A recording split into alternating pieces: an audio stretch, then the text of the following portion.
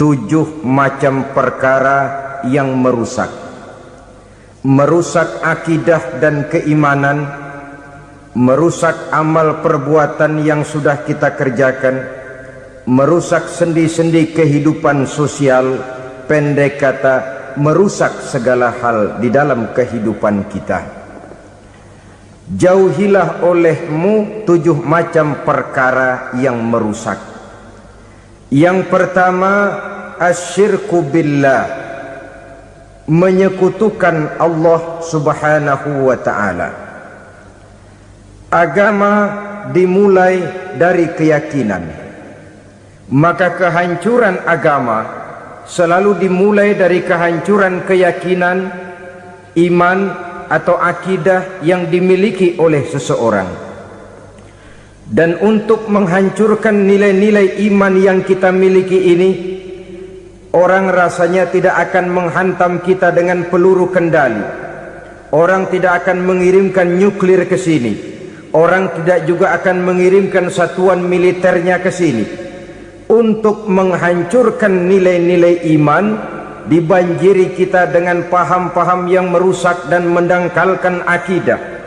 Baik ia bernama materialisme, baik ia bernama sekularisme, baik ia bernama banjirnya maksiat dan munkarat, baik ia bernama banjirnya peradaban dan kebudayaan yang menghancurkan moral daripada anak-anak kita, sedikit demi sedikit melenturkan dan melunturkan nilai-nilai keimanan kita, untuk kemudian pada waktunya nilai iman itu akan bertukar dan berganti menjadi nilai syirik kepada Allah subhanahu wa ta'ala. Atau pada sisi lain, menjadikan yang selain Allah sebagai tujuan akhir daripada kehidupan kita.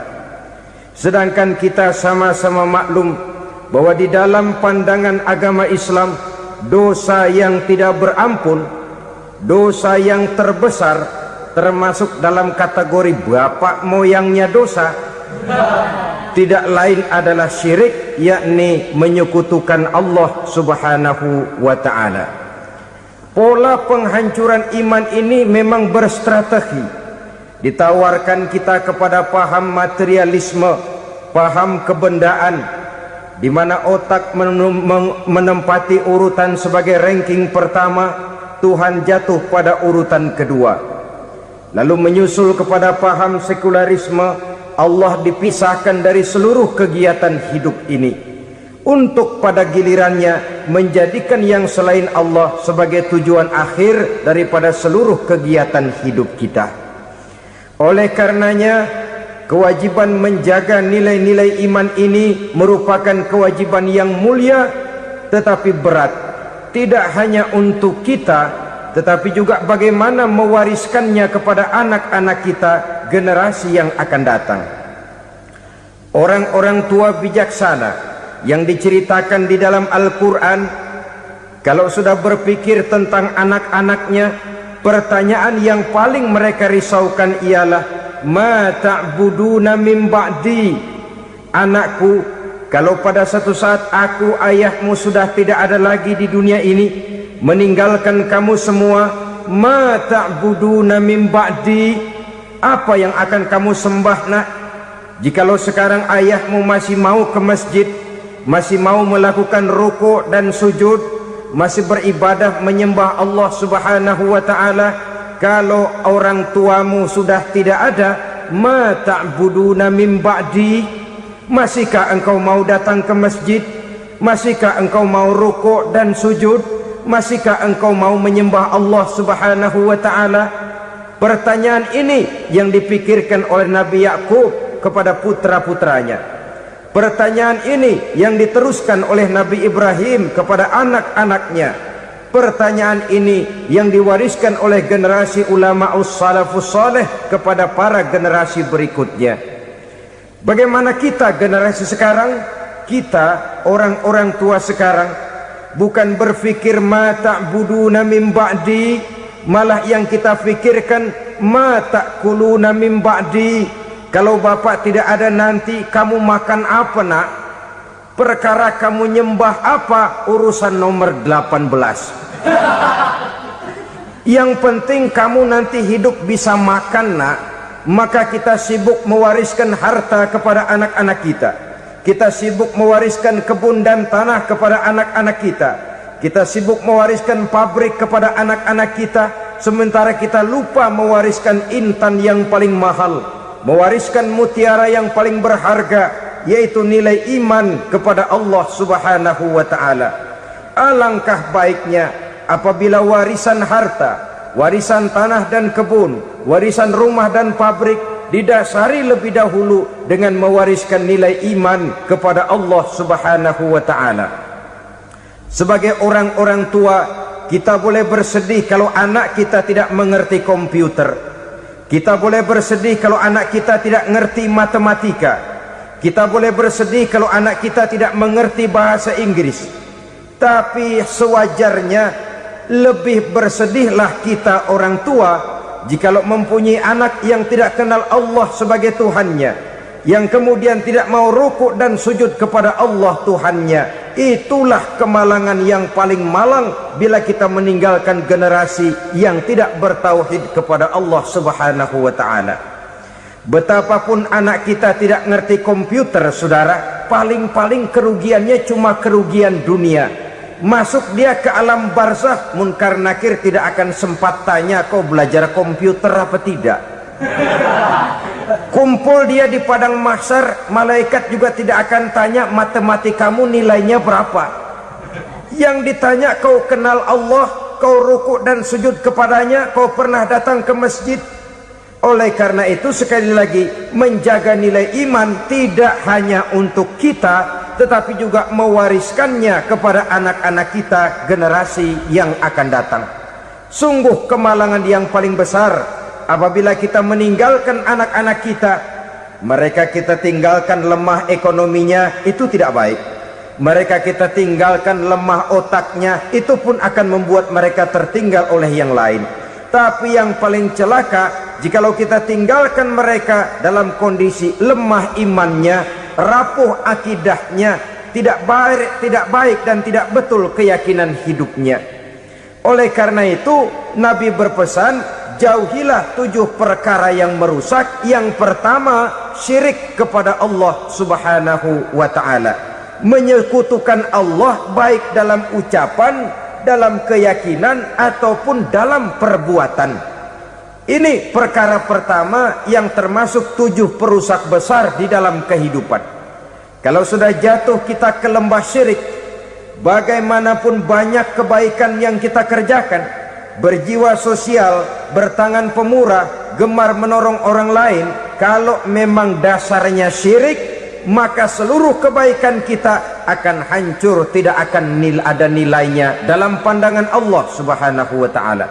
Dalam pandangan manusia mungkin kita dicatat sebagai orang sosial, gemar menolong orang lain, tidak berpangku tangan melihat orang yang mendapat kesulitan.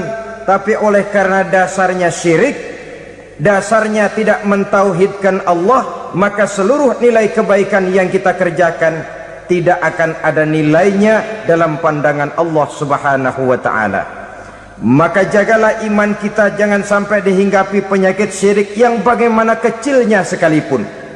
Sekali lagi, baik syirik dalam bentuk ucapan, syirik dalam bentuk keyakinan, sampai kepada syirik dalam bentuk perbuatan, kita berhindar kepada sifat-sifat yang sedemikian itu.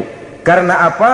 Dalam satu ayat Quran Allah Subhanahu wa ta'ala menjelaskan, innallaha la yaghfiru ayyushraka bih wa yaghfiru ma duna dzalika liman yasha. Allah tidak akan memberi ampun kepada orang-orang yang menyekutukannya, tapi Allah masih mau memberikan ampun kepada dosa-dosa yang selain itu bagi orang-orang yang dikehendakinya. Dosa selain syirik, apabila kita bertaubat, Allah masih mau mengampuni. Tapi kalau sudah jatuh ke tempat syirik, itu sudah dosa yang tidak berampun. Taubatnya tidak lain melepas syirik, kembali kepada tauhid, berkeyakinan bahwa hanya ada Allah Subhanahu wa ta'ala, Tuhan satu-satunya, yang lam yalid walam yulad walam yakul lahu kufuwan ahad. Tidak beranak, tidak pula diperanakkan, dan tidak satu pun yang dapat menyerupai Tuhan Allah Subhanahu wa ta'ala. Saudara-saudara kaum muslimin rahimakumullah, bahwa kita di zaman sekarang memang tidak menyembah berhala, ya. Bahwa kita tidak berterang-terangan mengatakan Tuhan lebih dari satu, memang. Bahwa kita tidak berkeyakinan Tuhan itu punya anak atau diperanakkan, tentu. Tapi dalam perbuatan dan i'tiqad kita kadang-kadang jatuh tanpa kita sadari ke tempat yang bernama syirik ini. Oleh karenanya, di zaman di mana teknologi makin canggih, di mana kemajuan pembangunan makin menjangkau berbagai aspek kehidupan, diperlukan keseimbangan antara kemajuan fisik material dengan kemajuan mental spiritual. Apabila tidak ada keseimbangan, yang terwujud tentulah kepincangan, yang diawali dengan pincangnya cara kita berpikir, sehingga pada akhirnya akan mengarah kepada pincangnya cara kita berbuat dan bertindak di dalam kehidupan kita. Oleh karena itu Nabi berpesan, jauhilah sifat syirik, karena syirik merupakan dosa yang teramat besar. Ini sifat merusak yang pertama. Yang kedua, kata Nabi, wasihra, jauhilah sihir. Sihir ini juga termasuk perkara yang merusak kehidupan. Kita semua sama-sama maklum bahwa sihir sebenarnya bukan persoalan baru. Sejak sebelum datang Islam, sihir itu sudah ada. Di zaman Yunani kuno sihir ada, di zaman Mesir kuno, di zaman Cina kuno, dan yang lain-lain yang serba kuno, sihir itu sudah ada. Bahkan para nabi pun, para rasul yang diutus oleh Allah Subhanahu wa ta'ala, senantiasa berhadapan dengan ahli-ahli sihir untuk menguji kebenaran dari misi yang mereka bawa. Sihir adalah perbuatan di luar kebiasaan yang bisa dikerjakan oleh ahlinya dengan bantuan jin atau setan. Hukum mempelajari sihir adalah haram, mengamalkannya lebih haram lagi. Sebab itu saudara-saudara, sihir merupakan perbuatan merusak yang harus kita jauhi. Ciri-ciri daripada perbuatan sihir, pertama, ia mengandung tipuan, bayangan khayal. Di zaman Nabi Musa misalnya, orang melihat tambang-tambang itu seperti ular. Nabi Musa melayangkan tongkatnya menjadi ular-ular besar yang memakan ular-ular kecil ciptaan tukang-tukang sihir Fir'aun tadi. Lalu sihir bisa terjadi dengan bantuan jin kafir atau setan. Kemudian ciri yang ketiga, sifatnya halus dan tersembunyi. Taruh kata ada seorang ahli sihir yang mempergunakan ayat-ayat Quran sebagai jompa-jampe, sebagai baca-bacaan, itu cuma sekedar kedok. Tujuannya tidak lain menjadikan agama sebagai ketok untuk membenarkan cara yang dimurkai oleh Allah Subhanahu wa ta'ala. Satu hadis yang diriwayatkan oleh Imam Bazar dan Tabrani, Nabi berpesan, laisa minna man tatayyara lahu au takahhana au tukuhhina lahu au sahira lahu. Tidak termasuk ke dalam golonganku, kata Nabi, tidak termasuk umatku. Siapa mereka? Man tatayyara lahu, orang yang bertatoyur. Apa tatoyur itu? Dari kalimat toyaro, artinya terbang. Toir biasa diartikan dengan burung. Tatoyaro percaya kepada suara-suara burung. Man tatoyaro lahu, mempercayai, meyakini dengan benar-benar kepada suara beburungan. Kan suka ada itu, nah bunyi burung tuh, maling liwat. Maling liwat. Burung bunyi, maling liwat. Itu termasuk tatoyaro lahu, percaya kepada suara burung. Kan aneh kalau suara orang nggak dipercaya, suara burung malah dipercaya. Ada ustadz ceramah, kiai ngaji, nggak mau didengerin, burung dengerin bener. Nah, suaranya dari sebelah mana? Belah kulon. Nah, itu tandanya ano. Habis dihitung-hitung. Itu termasuk tatoyaro lahu. Au takahana, atau bertenung, au tukuhina, atau minta ditenungkan, au sahirolahu, atau melakukan perbuatan sihir, atau minta disihirkan. Laisa minna, tidak termasuk ke dalam golonganku, kata Nabi. Sehingga dengan demikian saudara-saudara, menghadapi sihir dengan sihir sekalipun termasuk perbuatan yang tidak diajarkan oleh agama. Kita kan mempelajari sihir untuk jaga diri, tidak apa-apa. Yang dilarang mengamalkannya, dilarang juga mempelajarinya. Sebab orang kalau sudah mengetahui, biasanya lalu terangsang untuk mencoba. Kalau percobaannya berhasil, biasanya terangsang untuk coba lagi dan coba lagi. Pada akhirnya ketagihan, lalu beralih menjadi profesi, apalagi itu nanti bisa mendatangkan hasil uang. Saudara-saudara kaum muslimin rahimakumullah, kita manusia makhluk nyata, kita hidup di alam nyata, terikat oleh sunnatullah, causality. Oleh karenanya bagi kita keyakinan yang penuh, keikhlasan di dalam bertuhankan Allah, penyerahan diri sepenuhnya hanya kepadanya, itu sudah merupakan obat penangkal yang sangat ampuh agar kita tidak terkena penyakit-penyakit yang dibuat oleh setan dan para pembantunya. Sehingga beberapa ayat Quran mengajarkan, misalnya a'udzu bikalimatillahi tammati min syarri ma khalaq, atau bismillazi la yadurru ma'asmihi syai'un fil ardi wala fis sama, dengan menyebut nama Allah yang tidak bisa mendatangkan bahaya sedikit pun, dari baik yang datang dari langit maupun yang datang dari bumi.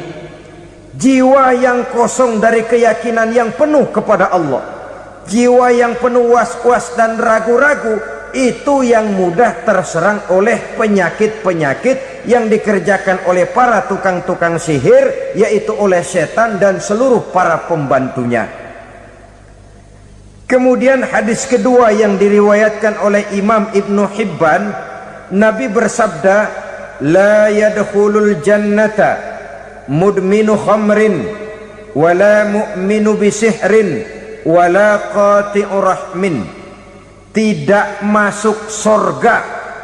Ini Nabi yang bilang, tidak masuk surga. Siapa itu? Pertama, mudminu khamrin, orang yang berkekalan dalam mabuk. Selalu mudminun itu sudah menjadi perbuatan rutinnya, tidak kapok-kapoknya, teler seumur hidup. Mudminu khamrin, tidak masuk surga orang yang selalu bermabuk-mabukan. Yang kedua, wala mu'minu bisihrin, orang mukmin tapi main sihir. Ini juga oleh Nabi diperingatkan, tidak akan masuk surga orang mukmin tapi suka main sihir. Wala qati'u rahmin, dan tidak juga orang yang memutuskan silaturahmi. Tiga macam manusia yang diperingatkan Nabi tidak akan masuk surga: orang yang selalu mabuk, orang mukmin yang main sihir, dan orang yang memutuskan silaturahmi. Saudara-saudara kaum muslimin rahimakumullah, lalu orang berkata, kenapa dilarang kita bersihir? Padahal Rasul sendiri kan punya mukjizat. Nah, kita memang harus membedakan antara mukjizat dengan sihir. Dalam kehidupan agama kita kenal ada yang namanya mukjizat, ada yang namanya karamah, atau keramat biasa diucapkan, ada yang namanya maunah, ada yang namanya irhas, ada juga yang namanya sihir. Kesemuanya ini berbeda, saudara-saudara. Yang dinamakan mukjizat itu khusus untuk para rasul saja. Satu kejadian luar biasa yang terjadi dilakukan oleh rasul atas izin dari Allah Subhanahu wa taala. Perbedaannya dengan sihir jelas. Sihir dari setan, mukjizat dari Allah. Sihir bisa dipelajari, mukjizat tidak. Sihir umumnya untuk maksud-maksud yang tidak baik, sedangkan mukjizat untuk memperkuat kebenaran yang disampaikan oleh para rasul dan ditentang oleh umatnya. Bahkan kafir Quraisy dahulu menganggap orang-orang ahli sihir itu berada dalam satu posisi yang hina, sehingga mereka mengatakan dan menuduh Nabi Muhammad sebagai tukang sihir. Tuduhan sebagai tukang sihir adalah tuduhan yang sangat aib dan hina. Di tengah masyarakat kufar jahiliyah, kedudukan tukang sihir dipandang sebagai kedudukan yang hina, sehingga mereka mengejek Nabi dengan sebutan tukang sihir. Jadi mukjizat hanya untuk Rasul saja. Kemudian karomah. Karomah ini asal kata dari karomah, kehormatan, kemuliaan yang diberikan Allah kepada hamba-hambanya yang rajin mendekatkan diri kepadanya. Oleh karena ketekunannya melaksanakan ibadah, Allah memberikan keistimewaan kepada orang itu, yang dengan keistimewaannya dia bisa mengerjakan yang tidak bisa dikerjakan oleh orang lain. Karomah hanya bisa dicapai dengan prestasi ibadah. Kalau sihir, mau ibadah apa enggak, asal dia belajar, bersatu dan berteman dengan setan, memenuhi persyaratan-persyaratan setan, biasanya lalu bisa. Sedangkan karomah tidak mungkin terwujud tanpa orang mendekatkan diri sedekat-dekatnya kepada Allah Subhanahu wa ta'ala. Maka kita lihat biasanya orang-orang yang punya ilmu sihir, mukanya rata-rata nggak enak dilihat. Kumuh, jauh dari air wudhu, jauh dari sujud kepada Allah, malah berteman dengan setan, menjadi pelayan-pelayannya setan. Saudara-saudara, adapun maunah, keistimewaan yang diberikan Allah kepada hamba-hambanya yang belum sampai kepada tingkat wali, tapi orang itu lebih banyak kebaikannya daripada kesalahannya. Umpamanya, saudara jalan bertiga di pinggir jalan, saudara ada pada posisi di tengah, lalu bertiga ini ketabrak mobil.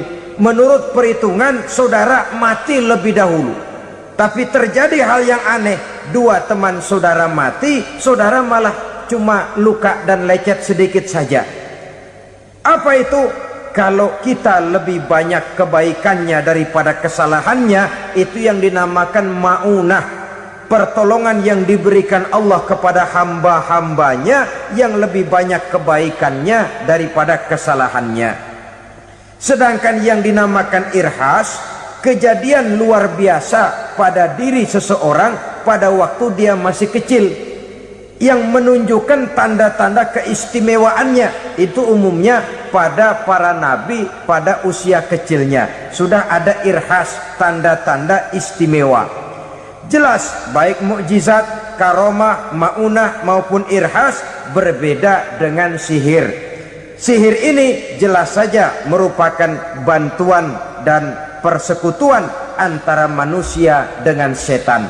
Padahal setan, kata Allah dalam Al-Quran, innahu lakum aduwwum mubin, sesungguhnya setan bagi kamu adalah musuh yang sangat jelas. Saudara-saudara kaum muslimin rahimakumullah, di zaman sekarang dalam menghadapi beban kehidupan yang makin pelik, menghadapi stres yang tidak kunjung selesai, menghadapi persoalan-persoalan yang teramat berat, orang sering mencari jalan keluar kepada hal-hal yang menurut pendapatnya bisa meringankan beban moralnya itu. Pergilah dia mencari sesuatu yang dapat meringankan bebannya. Dan tidak jarang yang jatuh ke pangkuan tukang-tukang tenung, ke pangkuan tukang-tukang sihir, yang mereka itu oleh Quran dijelaskan kazabal munajjimun walau sodaku. Tukang-tukang tenung, tukang-tukang sihir, mereka itu bohong walaupun benar. Maksudnya bohong walaupun benar artinya kalau yang mereka kerjakan benar, itu sih kebenaran. Benar dengan kebenaran itu lain. Kebenaran, kebetulan bisa, tapi tidak untuk selalu. Apalagi kalau itu sudah membahayakan kehidupan orang lain. Jadi oleh karena itu Nabi berpesan, jauhilah daripada sihir. Kalau sudah jauhilah dari sihir artinya ya jauhilah daripada mempelajarinya, jauhilah daripada bergaul dengan orang-orang yang ahli di bidang itu, karena dari pergaulan segalanya bisa menular. Baiklah saudara, ini yang kedua. Yang ketiga pesan Nabi, wa qatlan nafsil lati harramallahu illa bil haq. Membunuh orang lain dengan cara yang tidak benar, membunuh orang yang diharamkan oleh Allah Subhanahu wa taala untuk melakukannya kecuali dengan alasan yang benar. Kita tahu Islam adalah agama damai sesuai dengan namanya. Ia tidak dikembangkan dengan pedang dan kekerasan. Ia dikembangkan dengan keteladanan dan tuntunan moral. Oleh karena Islam bukan agama kekerasan, Islam pun tidak mementingkan dan mengajarkan kekerasan kecuali dengan alasan yang benar dan bisa dipertanggungjawabkan. Membunuh dengan sengaja, menghilangkan nyawa orang lain tanpa alasan yang bisa dibenarkan adalah merupakan dosa besar dan satu di antara 7 perkara yang bisa mendatangkan kerusakan dalam kehidupan dan yang hendaknya harus kita jauhi. Saudara-saudara kaum muslimin rahimakumullah, beberapa waktu yang lalu di sebuah kota kecil yang indah bernama New Auckland. Saudara tahu New Auckland? Itu dari Gunung Kidul masih ngidul lagi. Pernah diadakan satu seminar yang membicarakan bagaimana menyelamatkan masyarakat manusia dari bahaya Perang Dunia Ketiga. Diperkirakan kalau terjadi Perang Dunia Ketiga, manusia tidak akan tersisa. Sebab apa? Pada waktu itu cadangan nuklir yang dimiliki oleh bersama Amerika dan Rusia konon sudah sanggup memusnahkan 6 miliar manusia pada saat jumlah manusia baru 5 miliar. Jadi kelebihan nuklir dunia ini. Kalau terjadi Perang Dunia Ketiga, sulit manusia untuk tersisa. Maka dibahaslah di dalam seminar itu, wah, supaya tidak terjadi Perang Dunia Ketiga, maka perlombaan membuat senjata-senjata canggih, alat-alat pembunuh modern harus segera dibatasi.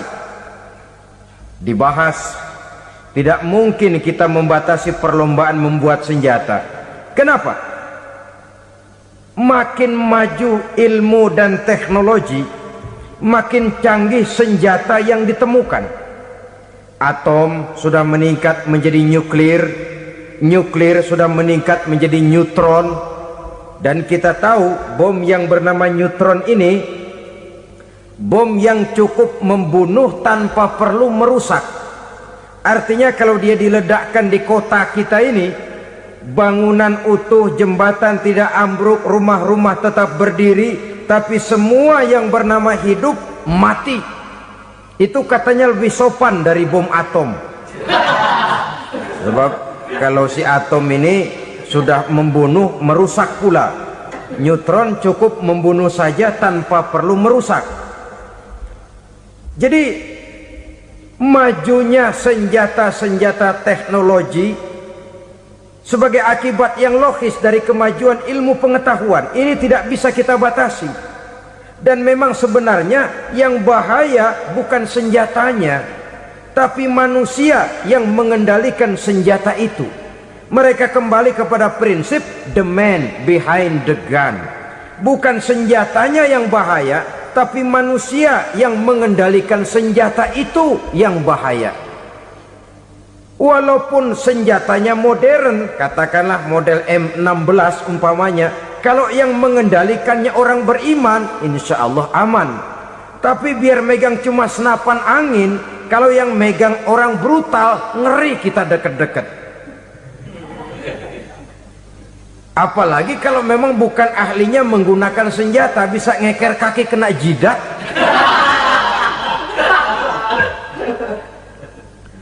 Mereka kembali kepada prinsip lama yang tetap baru. Bukan senjatanya yang harus dibatasi, manusia yang mengendalikan senjata itu yang perlu dibicarakan. Nah, kalau begitu, agar manusia tidak mempergunakan senjata sewenang-wenang, apa yang harus kita lakukan? Ya, manusianya harus bermoral. Ya, tapi moral yang mana? Di dunia ini banyak ajaran tentang moral. Itu pun mudah saja. Di sini kan kita undang saja ahli dari berbagai agama untuk membicarakan konsep perdamaian menurut agamanya masing-masing. Baik, setuju itu? Setuju. Maka tampillah para ahli agama, mereka kembali kepada prinsip moral daripada konsep yang terkandung di dalam ajaran agama untuk menegakkan perdamaian. Mula-mula naiklah ahli dari agama Hindu, dibacakan konsep perdamaian menurut ajaran agama Hindu, bahwa untuk damai manusia harus meninggalkan nafsu keduniaannya, menempuh samsara dan sebagainya untuk mencapai nirwana, menjauhi kemegahan dan kemewahan dunia. Ini lalu dibahas, rasanya juga tidak mungkin ini. Kemudian dari agama Nasrani, bahwa untuk damai manusia harus menciptakan sifat kasih sayang. Kalau ditampar pipi kiri, berikan pipi yang kanan. Kalau diberikan selendang, berikan baju. Nanti orang kasihan, lalu dia tidak akan nampar lagi. Ketika ini dibahas, ternyata rasanya pun tidak mungkin bisa diterima. Karena apa? Di zaman sekarang orang ditampar pipi kiri, dikasih pipi kanan. Bukan kasihan, gemes. Damai belum tentu, bonyok udah jelas. Lalu ketika dibacakan konsep perdamaian menurut Quran, di mana disampaikan ayat wa jazaa'u sayyi'atin sayyi'atun misluha faman afa wa aslaha fa ajruhu 'ala Allah. Balasan terhadap satu kejahatan adalah kejahatan yang seimbang, tetapi barang siapa yang memberi maaf dan mencari jalan damai, itulah yang terbaik dan akan mendapat pahala dari Allah Subhanahu wa ta'ala. Kamu tidak salah ditampar pipi kirimu, tampar lagi pipi kirinya sekeras dia menampar pipi kirimu. Nanti orang tidak mau menampar kita karena dia tahu kalau dia tampar kita, dia akan menderita tamparan sekeras dia menampar kita. Akan terjadilah prinsip saling hormat menghormati, tidak saling ganggu, tidak saling usil, tidak saling jahil. Atas dasar ini perdamaian bisa ditegakkan. Mereka bisa menerima konsep ini, tapi kemudian seminar ditutup tanpa satu keputusan resmi. Kenapa? Terus terang mereka kagum dengan konsep Islam, tapi sentimen lama terhadap nilai-nilai Islam telah menutup mata mereka untuk menerima kebenaran dari ajaran Al-Quranul Karim. Saudara-saudara kaum muslimin rahimakumullah, kembali kita kepada persoalan pokok. Roh adalah dari Allah, dia akan kembali kepada Allah, milik mutlak dari Allah. Tidak pantas kita merampasnya dari orang lain. Tidak wajar kita menghilangkannya tanpa alasan yang dibenarkan oleh agama. Di zaman sekarang akibat persaingan hidup yang makin tajam, lapangan kerja yang makin sulit, tensi ekonomi yang makin tinggi, atau karena nilai moral yang makin rendah, atau juga karena rapuhnya pegangan orang kepada agama, nyawa rasanya sudah sedemikian murahnya. Berbagai kasus membuat berdiri bulu roma kita. Ada mayit, ada manusia dipotong 6, dicincang macam kambing. Ada yang dipotong 5, ada yang dipotong 13, dikardusin, dibuang ke tempat sampah. Inna lillahi wa inna ilaihi raji'un. Gejala apa ini? Kanibalisme. Manusia sudah demikian sadisnya, manusia sudah sedemikian buasnya, sehingga sesama manusia diperlakukan seperti hewan. Padahal hewan sendiri belum pernah macan makan macan, bagaimanapun buasnya macan. Belum pernah serigala memakan serigala, bagaimanapun brutalnya serigala. Tetapi manusia makan manusia di zaman sekarang kadang jadi kenyataan dalam kehidupan kita. Kadang persoalannya remeh saja, soal uang 200 perak, pisau bicara, nyawa melayang. Soal rokok sebatang, celurit bicara, nyawa melayang. Soal-soal yang sama sekali tidak prinsip, begitu mudah kita menghilangkan nyawa orang lain. Padahal Nabi pernah memperingatkan, apabila dua orang muslim sudah berkelahi dan berbunuh-bunuhan, al-qatil wal maktul finnar, yang membunuh dan yang terbunuh dua-duanya neraka. Sahabat heran, ya Rasul, kalau yang terbunuh, kalau yang membunuh masuk neraka itu sih wajar, tapi yang terbunuh kenapa neraka juga? Beliau menjawab, dua-duanya sudah punya niat untuk saling membunuh. Niatnya itu yang diponten. Yang terbunuh cuman lagi apes aja, keduluan dia. Umpama tidak terbunuh, pasti dia yang akan membunuh. Oleh karenanya al-qatil wal maktul, yang membunuh dan yang dibunuh finnar, dua-duanya masuk ke dalam neraka. Islam menghormati kehidupan, tidak hanya terbatas kepada sesama muslim, orang-orang yang berlainan agama pun yang mau hidup berukun, damai, berdampingan dengan umat Islam, jiwa mereka, darah mereka dilindungi oleh nilai-nilai Islam yang disebut dengan kafir zimmi ini. Mengganggu mereka sama saja dengan mengganggu aku, kata Nabi. Jadi oleh karena itu, sayangilah sesama. Kehidupan adalah anugerah Allah, bukan wewenang kita untuk mencabutnya dari orang lain, bukan wewenang kita untuk merampas dan menghilangkannya dari orang lain. Apa yang tidak enak terjadi pada diri kita, begitu pula lah apabila terjadi pada diri orang lain. Sehingga Nabi mengatakan, la yu'minu ahadukum hatta yuhibba li akhihi ma yuhibbu li nafsihi. Belum dikatakan beriman seseorang kamu apabila dia belum mencintai saudaranya seperti ia mencintai dirinya sendiri. Apa yang enak dirasakan oleh orang lain, enak juga dirasakan oleh dia. Mengukur orang lain dengan diri sendiri. Kalau orang lain tanpa salah saya fitnah, kalau saya tanpa salah difitnah orang, enak apa enggak? Enggak, orang lain juga begitu. Kalau orang lain tanpa salah saya tempeleng kepalanya, enak apa tidak? Tidak. Orang lain juga begitu. Yang tidak enak terjadi pada diri kita, tentu tidak enak juga kalau terjadi pada orang lain. Mengukur orang lain dengan diri sendiri, sehingga tidak timbul sifat egois, tidak menari di atas bangkai orang lain, tidak mendirikan kebahagiaan di atas untayan air mata orang lain. Sehingga dengan demikian, saudara-saudara, dia bisa menghormati kehidupan, menghormati orang lain sebagaimana dia ingin dihormati. Inilah perbuatan ketiga yang merusak, membunuh orang lain dengan yang diharamkan Allah tanpa alasan yang benar. Yang ketiga. Kemudian yang keempat, perbuatan merusak wa aklar riba, makan riba. Hidup adalah tolong menolong. Bahasa kerennya take and give katanya. Saling memberi dan saling menerima. Nabi mengajarkan man kuraba kurbatan min kurabid dunya karaballahu lahu kurbatan min kurabi yaumal qiyamah wallahu fi aunil abdi madamal abdu fi auni akhihi. Siapa yang meringankan beban dari beban-beban yang dirita seseorang di dalam kehidupan dunia, Allah akan meringankan bebannya daripada beban-beban yang harus dipikulnya di hari kiamat nanti. Wallahu fi aunil abdi madamal abdu fi auni akhihi.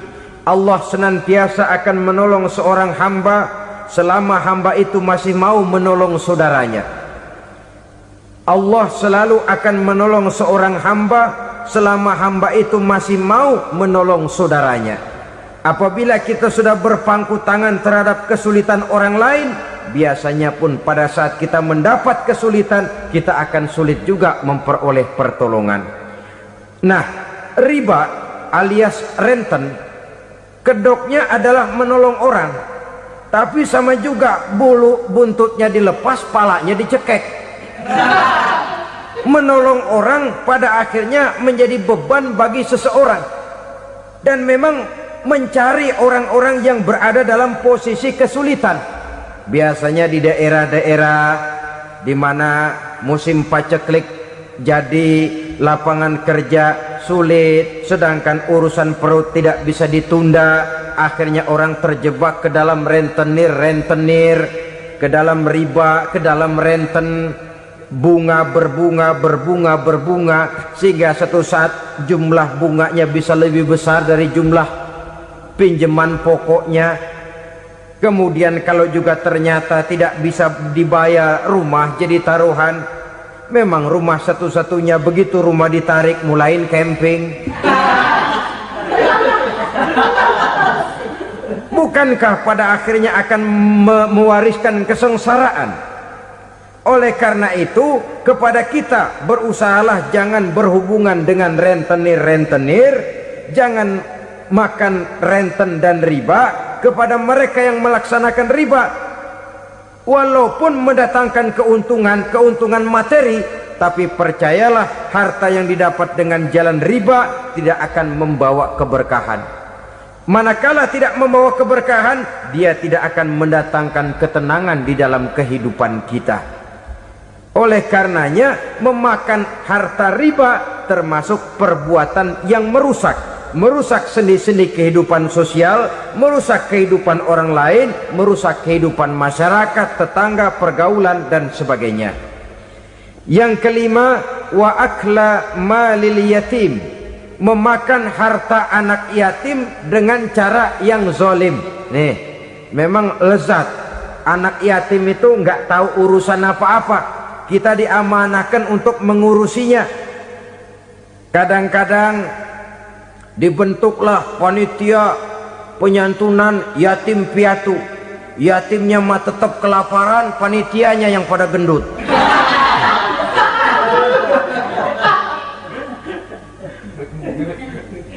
Padahal memakan harta anak yatim termasuk perbuatan dosa besar, dan menjantuni yatim merupakan perbuatan mulia.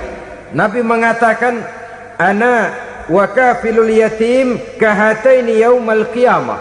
Aku dan orang-orang yang menyantuni anak yatim seperti dua jari ini pada hari kiamat nanti. Dekat sekali.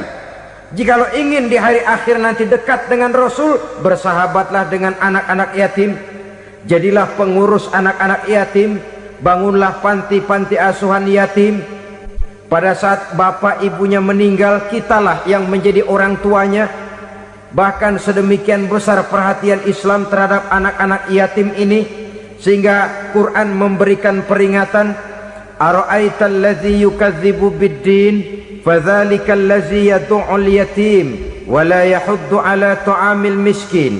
Tahukah kamu siapa orang yang mendustakan agama? Beragama tapi dianggap dusta, solatnya dusta, puasanya dusta, karena agamanya sudah berdusta. Siapa mereka? Fazalikal ladzi yad'ul yatim, orang yang menyanyiakan anak yatim. wala yahuddu ala ta'amil miskin, dan tidak pernah memberi makan kepada orang-orang yang menderita kemiskinan. Menyia-nyiakan, meninggalkan anak yatim termasuk perbuatan yang divonis kita sebagai orang yang mendustakan agama. Saudara-saudara kaum muslimin rahimakumullah, maka sangat dicela mengeksploitir anak-anak yatim, menjadikan mereka sebagai kedok untuk mencari kekayaan pribadi. Tetapi jikalau ikhlas, ganjarannya sangat besar, nilai pahalanya sangat besar. Menyantuni yatim tidak hanya setahun sekali. Kalau Muharram pakai istilah lebaran yatim, dibentuklah panitia, diberilah beras, uang 45.000 rupiah, alhamdulillah. Tapi jangan lupa, si yatim tidak hidup cuma satu hari. Dia tidak hidup cuma di bulan Muharram saja, dia hidup 12 bulan dalam setahun. Sebagaimana anak-anak yang lain, dia juga berhak punya masa depan. Dia juga berhak menikmati bangku sekolah. Dia berhak mengenyam arti dan makna pendidikan. Dia berhak membekali diri dengan ilmu dan pengetahuan seperti halnya anak-anak yang lain. Maka kita yang diberikan keluasan oleh Allah, ingatlah itu, bersahabatlah dengan anak-anak yatim, santuni mereka. Perkara setahun sekali di bulan Muharram, alhamdulillah, itu bagus, bin Thayyib alias baik. Tapi tentu dan tentu, sekali lagi, si yatim tidak hanya hidup di bulan Muharram. Dia hidup 12 bulan dalam setahun, 24 jam dan di dalam sehari. Oleh karenanya, menyia-nyiakan mereka pada saat posisi kita memang mampu akan memojokkan kita dalam satu posisi di mana kita dianggap sebagai orang yang mendustakan agama, memakan harta anak yatim dengan cara yang zolim. Bapaknya udah meninggal, kebunnya lebar, anaknya dikelecehin. Nah, dah kamu nggak usah pusing, nanti saya yang ngurus. Akhirnya bukan ngurus, nguras. Si yatim mungkin tidak tahu bahwa dia disia-siakan, haknya diambil, miliknya dizolimi. Tapi Allah yang akan membalasnya dengan seadil-adilnya. Maka makan harta anak yatim biasanya balasannya tokcer bin paten. Nggak banyak selang tempo itu, nggak percaya cobain dah. Nyobain aja kan nggak bayar, umpama. Memakan harta anak yatim dengan cara yang zolim, ganjarannya biasanya kontan. Kenapa? Ratapan si miskin, untayan air matanya, jeritan kepedihan hatinya, membuka pintu langit, permohonannya diijabah, getaran hatinya didengarkan oleh Allah. Maka balasannya biasanya kontan, spontan, tidak menunggu waktu terlalu lama. Itu di dunia, belum lagi di akhirat nanti. Bukankah dalam riwayat Mi'raj diceritakan Nabi melihat di neraka itu orang perutnya sebesar rumah? La haula wala quwata. Itu perut kayak rumah, bagaimana jalannya tuh orang? Dan memang gak jalan, diseret-seret oleh malaikat di neraka itu. Hancur perutnya, amburadul itu perut. Berantakan isinya, dibulatkan lagi, diseret lagi, hancur lagi, dibulatkan lagi. Sampai Nabi tanya, orang itu begitu berat siksanya kenapa ya Jibril? Itu Muhammad, waktu di dunia dulu rakus banget makan harta anak yatim.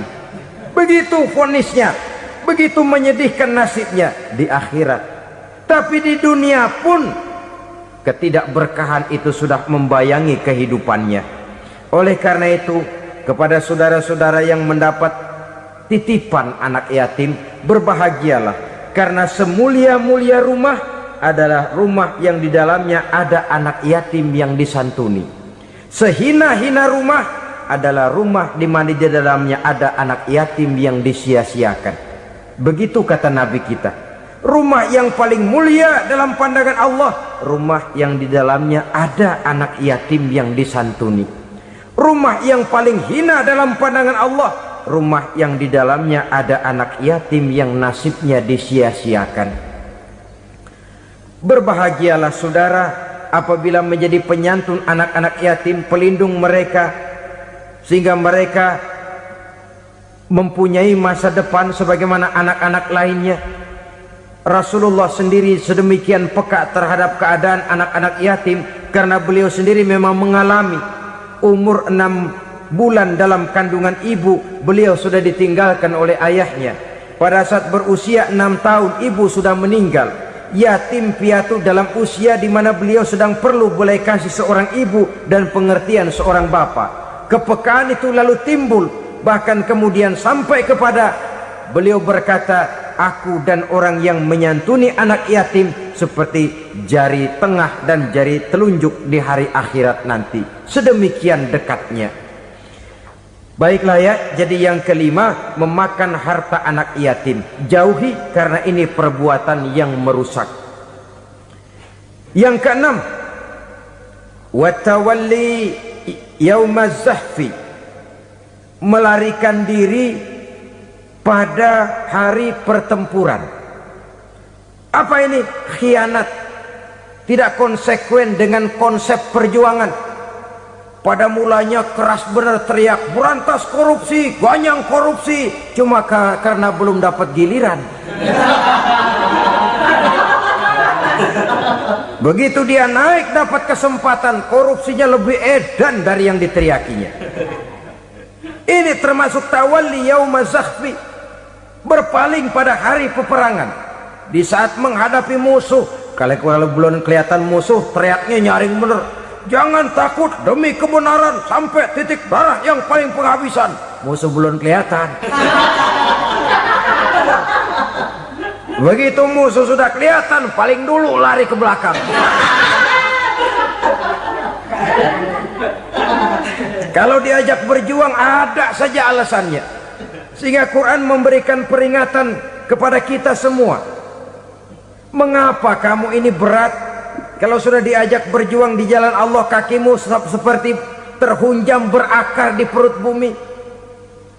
Berat untuk melangkah berjuang. Lari dari pertempuran tidak konsekuen dengan konsepsi perjuangan. Mau enaknya saja dalam kondisi yang sulit lalu berpangku tangan. Ini termasuk ciri munafik yang di dalam Al-Quran disindir dengan bahasa kullama adha'a lahum masyaufi wa iza azlama alaihim qamu. Waktu terang mereka jalan, giliran gelap mereka mandek. Artinya, maksudnya, kalau giliran ada untungnya aja rame-rame teriak Islam, tapi begitu diminta berjuang, dituntut berkorban, rame-rame mundur. Waktu dilihat di Islam ada untungnya, rame-rame teriak Islam. Pak, saya Islam banget pak. KTP saya Islam pak, pokoknya Islam banget dah. Tapi ketika diminta berjuang, dituntut sedikit berkorban, rame-rame mengundurkan diri. Tahun 65 PKI berontak. Waduh, waktu itu jadi orang Islam untung itu, nggak dikejar-kejar, aman. Masjid rame, mobil-mobil mewah parkir di depan musola dan masjid. Kenapa? Waktu itu asal udah ke masjid aman, Islam selamat, untung. Tapi begitu keadaan aman, yang parkir di musola sepeda butut melulu.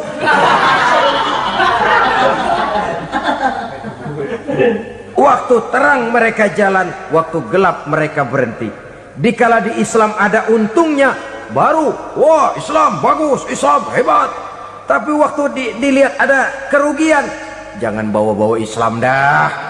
Jangan bicara soal Islam, ini kan bukan soal agama. Bukan soal agama. La haula wa la quwata illa billah. Beragama kita ambil talfik fid din, mengambil yang enteng-enteng saja dalam urusan beragama ini. Tidak konsekuen kita dengan Islam kita. Seolah kita mau memilih mana yang terasa cocok sama selera kita, kita teriak Islam. Beratan aja dikit, rame-rame berpaling. Itu termasuk tawalli yaumaz zahfi. Para pengkhianat, mental-mental hipokrit, yang tidak mau konsekuen menghadapi segala bahaya, itu termasuk perbuatan yang merusak. Kenapa? Kalau cuma dia saja yang lari, mungkin tidak jadi soal, tapi larinya ini akan mempengaruhi orang lain. Nah, pengaruhnya itu yang dicegah. Sebab kalau satu sudah mulai lari, yang lain mulai ngelirik. Ketika yang dilirik kemudian tidak ada reaksi, dia akan ikut lari. Artinya apa? Seorang muslim harus konsekuen dengan konsep perjuangannya, dengan keyakinan keagamaannya, dan tidak memilih yang enak-enak saja di dalam kehidupan beragama. Lari dari pertempuran, bermental khianat, mengkhianati agama, merupakan satu di antara sifat yang merusak. Terakhir saudara, wa qazfal muhsanatil ghafilatil mu'minat, menuduh perempuan baik-baik yang tidak tahu menahu tentang tuduhan yang dituduhkan kepadanya, menuduh perempuan mukmin yang baik-baik yang tidak tahu menahu tentang tuduhan yang dilakukan kepadanya. Fitnah lebih bahaya daripada pembunuhan. Orang yang tidak salah bisa hancur namanya, orang yang berniat baik bisa ambruk perjuangannya oleh karena fitnah. Sehingga dikatakan al-fitnatu asyaddu minal qatli, fitnah lebih bahaya daripada pembunuhan. Maka memfitnah ini termasuk satu dosa di antara 7 hal merusak yang harus kita jauhi semampu kita, semampu-mampunya. Mengupayakan sebisa-bisanya jangan sampai terjebak ke dalam hal yang demikian. Nah saudara-saudara, inilah saja pertemuan kali ini. Mudah-mudahan ada manfaatnya. Semoga Allah memberikan kekuatan zahir dan batin kepada kita untuk bisa menjauhi 7 perkara yang merusak ini. Selalu berusaha menyimpan sesuatu yang bisa membawa manfaat, baik untuk dirinya, untuk anak cucunya, maupun untuk keluarganya, untuk masa kini dan masa depannya. Kadang simpanan itu berbentuk uang, kadang berupa tanah, lain saat berbentuk pabrik, dan lain sebagainya. Sementara masa depan yang paling pasti adalah akhirat. Jika untuk masa depan dunia kita rela memeras keringat, membanting tulang, pergi pagi dan pulang petang, menyimpan uang, menyimpan tanah, menyimpan pabrik, pernahkah kita merenung jika satu saat kiamat datang, kita dibangkitkan dari kubur masing-masing, berdiri di padang mahsyar untuk mempertanggungjawabkan seluruh kegiatan hidup kita di dunia ini, lalu kita akan menuju ke alam akhirat. Sudahkah kita mempunyai simpanan untuk akhirat kita? Pada pertemuan kali ini saya ingin menyampaikan sebuah hadis di mana Rasulullah sallallahu alaihi wasallam bersabda, arba'un min kanzil jannah, simpanan sorga ada 4 macam. Yang pertama, ikhfa'us sadaqah, menyembunyikan sedekah. Saudara-saudara kaum muslimin, sebagaimana yang kita maklum bahwa Allah subhanahu wa ta'ala melebihkan sebagian rezeki dari kita terhadap yang lain. Ada yang kaya, ada yang setengah kaya, ada yang miskin, ada yang setengah miskin, dan selanjutnya. Ada yang gajinya kecil tapi penghasilannya gede. Ada yang penghasilannya gede tapi nggak punya gaji. Ada juga yang memang gajinya gede dan penghasilannya gede. Kelebihan rezeki merupakan sunnatullah dan tidak harus membuat kita merasa lebih dari yang lain. Bahkan sebaliknya, kelebihan itu harus membuat kita ringan tangan untuk menolong mereka yang memang memerlukan pertolongan. Kalau saudara diberikan ilmu, maka pertanyaan akhirat cuma satu, ilmumu kau amalkan untuk apa? Kalau saudara diberikan umur yang panjang, pengadilan akhirat juga bertanya satu, umurmu kau habiskan di mana? Tapi kalau saudara diberikan harta, Pengadilan akhirat akan bertanya dua. Hartamu kau dapat dari mana? Kau belanjakan kemana? Dari mananya ditanya dan kemananya juga ditanya. Oleh karena kita akan dimintakan pertanggungan jawab, maka amanah yang bernama harta ini harus kita gunakan dengan sebaik-baiknya. Ada penggunaan yang merupakan kewajiban, itu zakat namanya. Ada penggunaan yang sewaktu-waktu, itu infak namanya. Ada yang lebih sewaktu-waktu lagi, dan itu sedekah namanya. Zakat dia terikat oleh haul dan nisab, oleh putaran batas waktu dan ukuran dari harta itu sendiri. Sedangkan infak terikat oleh situasi dan kondisi perekonomian seseorang. Sedangkan sedekah tidak terikat dengan apapun. Dalam kondisi seperti apapun kita bisa melakukan sedekah dengan yang terkecil sekalipun.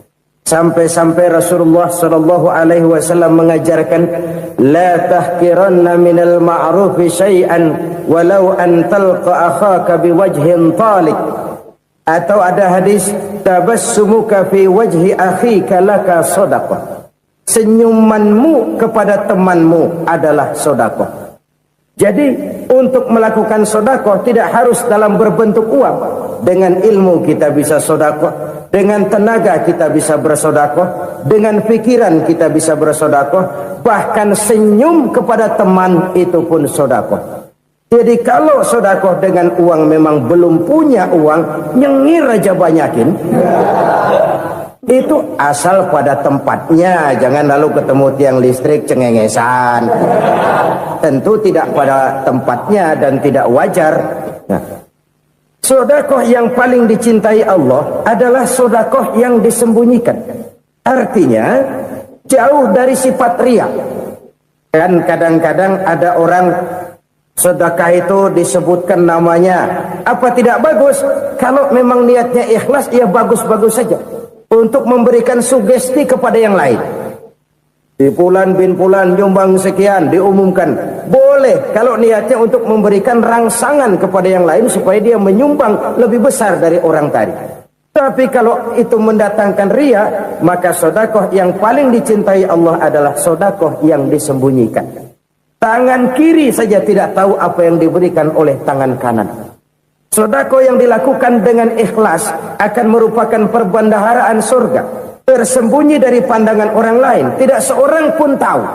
Karena memang sikap yang baik adalah melupakan kebaikan dan mengingat kesalahan. Itu salah satu ciri orang bahagia. Orang yang selalu mengingat kesalahannya dan berusaha melupakan segala kebaikannya. Kalau dia akan berada kebaikan, dia tidak bisa ikut, dia merasa rugi karena dia merasa belum pernah berbuat baik. Tapi kalau akan melakukan kesalahan baru, dia ingat kesalahan yang sudah-sudah, sehingga terhalang baginya untuk melakukan satu kesalahan baru. Demikianlah saudara-saudara, bahwa Allah melebihkan rizki sebagian kita dari yang lain, agar terjadi tolong-menolong dalam kehidupan ini. Jadi kesenjangan yang nature, kesenjangan yang alami, itu sunnatullah. Ada yang kaya, ada yang miskin, ada yang kelas menengah. Nah, kenapa lalu sekarang kita berusaha mengentaskan kemiskinan? Oleh karena adanya kesenjangan struktural. Kalau yang kaya bisa semakin kaya, kenapa yang miskin tidak bisa naik jadi ikut sedikit kaya? Sebab pada dasarnya Islam adalah agama yang sejak turunnya sudah berupaya memerangi kemiskinan. Bahkan dikatakan kemiskinan itu mendekatkan kepada kekufuran. Orang kalau miskin udah dekat banget sama kafir. Gampang menjadi kafir. Berapa banyak saudara-saudara kita yang oleh karena soal perut, oleh karena soal materi, terpaksa meninggalkan dan menanggalkan akidahnya. Menjual petunjuk yang diberikan Allah dengan kesenangan dunia yang cuma sebentar ini. Na'udzubillah, thumma na'udzubillah. Jadi makin kita sembunyikan satu sedekah, semakin banyak perbendaharaan kita di surga. Sedekah yang paling dicintai Allah adalah sedekah yang disembunyikan. Malahan ada seorang sufi Dia punya kebiasaan kalau pergi sholat Jumat dia bawa uang, itu uang dia taruh di bawah tikar masjid. Dia niat sedekah kepada siapa saja yang nemuin itu duit. Maksudnya apa? Supaya yang nemuin nggak tahu siapa yang punya duit. Demikian dia saking ingin menyembunyikan sedekahnya. Karena sifat riya itu bisa memakan amal kita sendiri. Riya itu termasuk menyebut-nyebut kebaikan kita. Orang yang suka nepuk dada, sedikit-sedikit ngitungnya kalau nggak gua. Tuh kalau nggak gua tuh yang belas itu kalau nggak gua. Iya kalau nggak lu kenapa emang? Orang yang suka menepuk jasa, terus biasanya memang begitu saudara-saudara. Kalau perang lagi berkecamuk, orang nggak sempat ngaku jadi pahlawan. Tapi begitu perang selesai, yang kagak kenal bedil ngaku pahlawan, mas. Itu sesuatu yang biasa.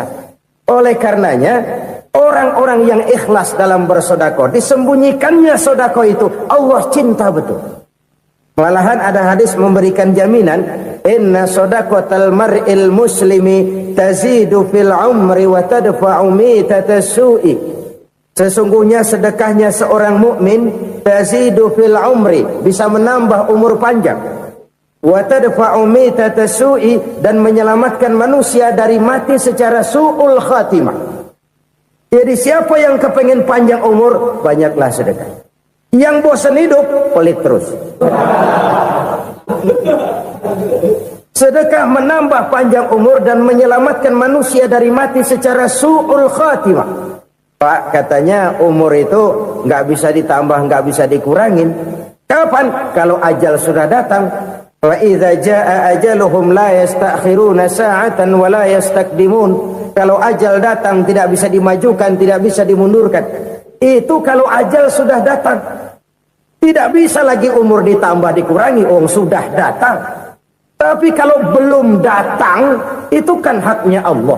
Mau ditambah, mau dikurangi, hak prerogatif Allah. Sebagai pencipta manusia, Allah maha kuasa dan maha mampu. Sedekah ini menambah panjang umur dan menyelamatkan manusia dari mati secara su'ul khatimah. Orang mati kan sama ya, kondisinya mati, nggak nafas. Tapi hakikat mati kan lain-lain.